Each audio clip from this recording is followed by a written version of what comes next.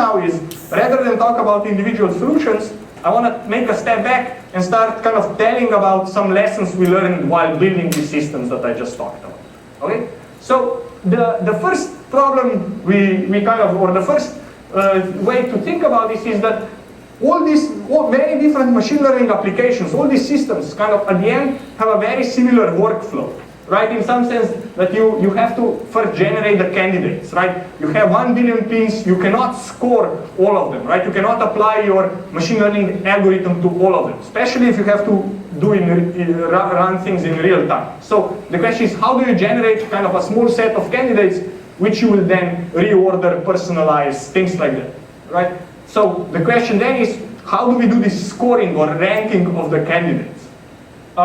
Many times you have many different ways to generate those candidates. So how do you kind of combine these different candidate generation methods into something that then you can score and present to the user?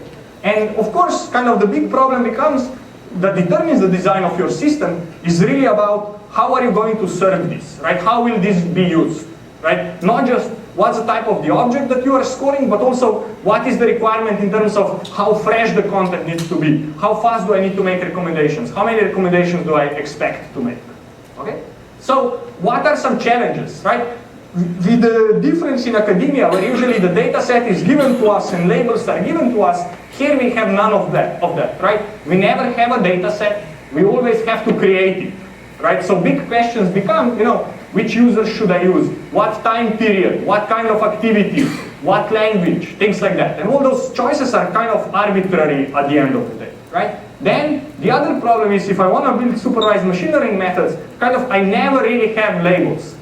Maybe I have labels if I do click prediction, but right there, sure, I see whether a person clicked. But if I want to do anything that's a bit more higher level, any kind of recommender system that goes beyond maximizing clicks, things become very complicated, right? So I need to start thinking, what is a good signal for a positive and for a negative label, right? Can kind of no label, no action be considered a negative label? How do I deal with that?